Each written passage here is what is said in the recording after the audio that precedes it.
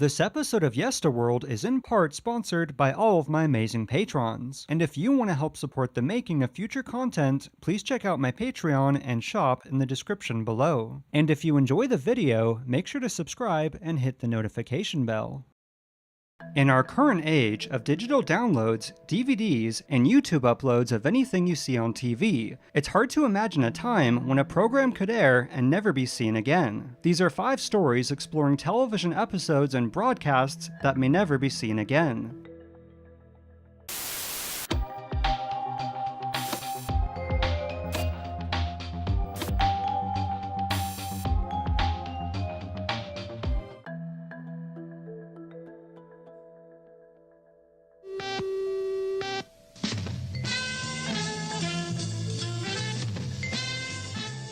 In 1976, Sesame Street was in its 7th season, and in late January, it was announced that an episode guest starring Margaret Hamilton would air the following month, who was best known for a portrayal of the Wicked Witch of the West in The Wizard of Oz. I'll get you, my pretty, and your little dog, too. In the episode numbered 0847, the Wicked Witch loses her broom over Sesame Street, and the character of David refuses to give it back out of fear of what she may do with it, so the witch retaliates by threatening to turn Big Bird into a feather duster and causes it to rain in Mr. Hooper's store. But as it turns out, Oscar the Grouch is the only one who isn't afraid, and develops a crush on the Wicked Witch. Ultimately, the residents of Sesame Street help her to get her broom back, and teach a lesson about fear and creative planning. And while the episode aired like any other, within a matter of days, complaints poured in to the Children's Television Workshop from angry parents, claiming the episode frightened or even traumatized their children. But when CTW held a number of test screenings the following month, the large majority of children didn't show fear, but fascination. However, based on the initial complaints alone, the episode was declared as unsuitable, and has never been seen by the public or aired again since, with only a handful of production stills and newspaper articles confirming its existence. Well, it was real, I swear! Some say the episode was destroyed, lost, or accidentally erased, but more than likely it's stored away among Sesame Street's many unaired and unreleased segments. Currently, aside from the creators of Sesame Street deciding to finally release the episode, the only possibility of it seeing the light of day is if someone happened to record the program during its one and only airing, which is technically possible as the Betamax had been introduced to the US the previous year.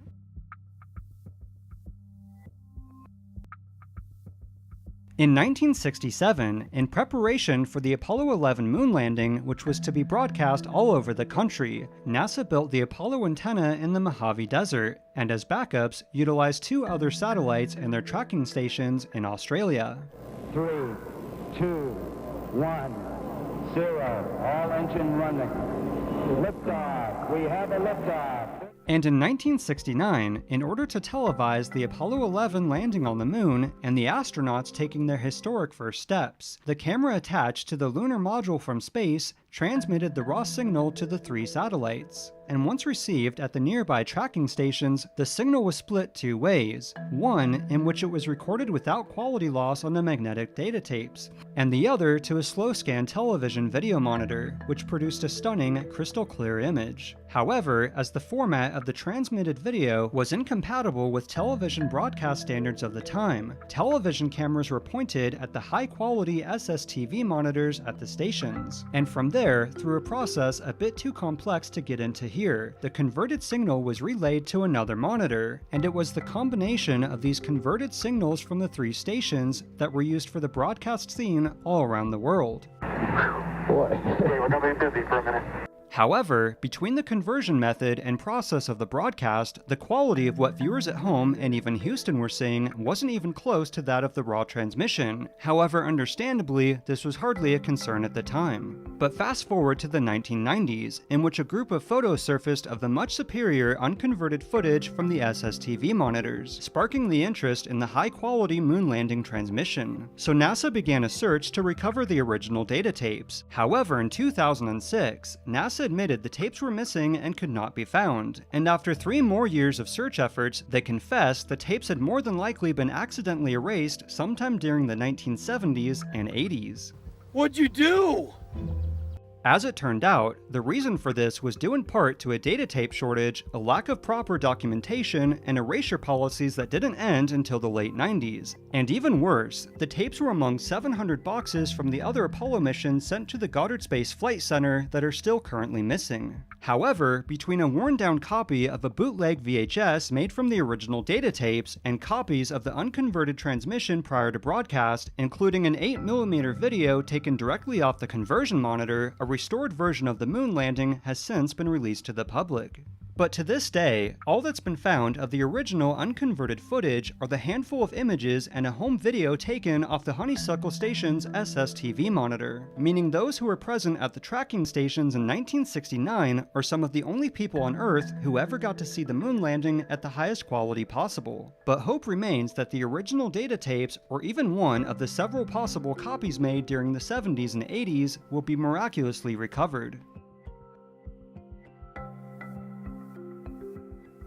If you're a 90s kid who grew up watching television shows on Nickelodeon, you probably have at least some memory of Gullah Gullah Island, the half-hour sing-along program that ran from 1994 to 1998.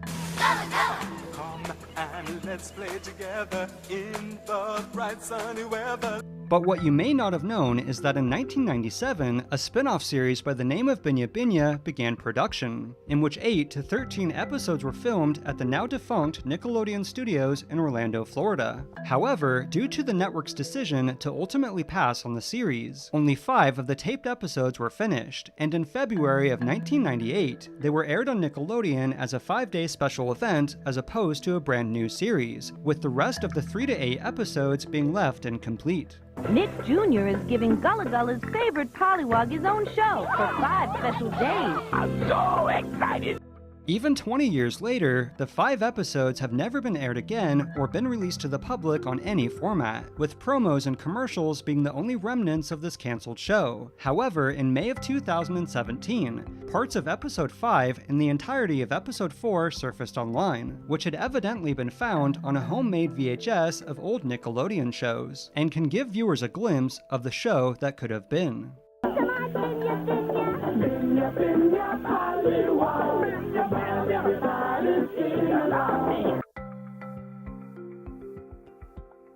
In 1963, the first episode of Doctor Who aired on BBC, and within a matter of years became one of the most popular TV shows in the United Kingdom. But like many programs during the early days of television, Doctor Who fell victim to a lack of foresight in television preservation and archiving. That belongs in a museum.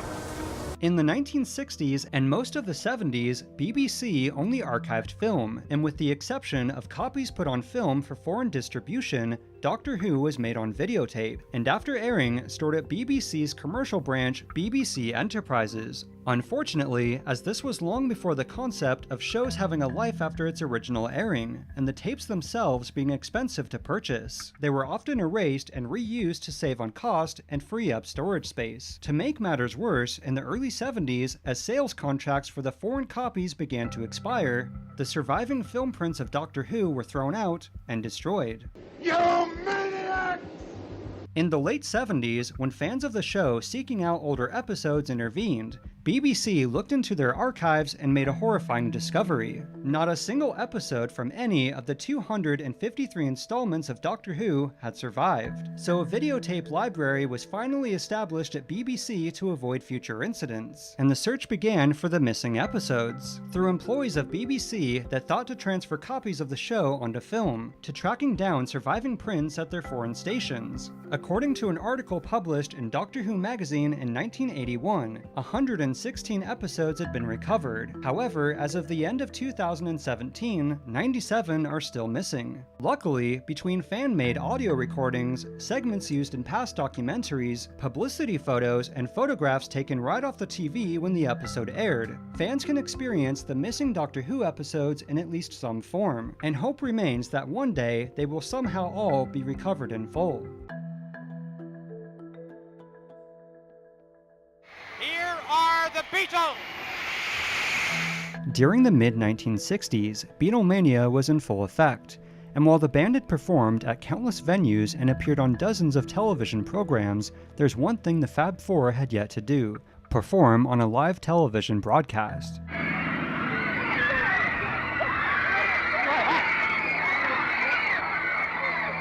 In June of 1966, much like they had done 3 times previously, the band was scheduled to appear by way of pre-recorded segments on Britain's most popular music TV show, Top of the Pops. However, due to the unprecedented requests for a live performance, the creator of the show persuaded the band's manager to ask them to reconsider using just another pre-recorded clip. So the Beatles performed their first live television broadcast on Top of the Pops, in which the band mimed Paperback Writer and Rain.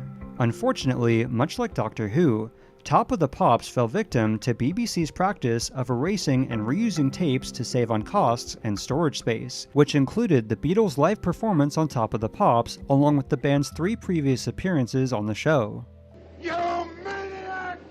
What made this even more tragic is that the Beatles would only perform one other time on a live television broadcast, with the 1967 Our World event, where they played All You Need Is Love. However, in a poetic twist of fate, a short time after appearing on Top of the Pops, the Beatles were slated to appear on Doctor Who as themselves in the future. But as the band's manager objected to the use of heavy aging makeup, it was decided to instead just show a clip from one of their recent performances, which just so happened to be Ticket to Ride from Top of the Pops.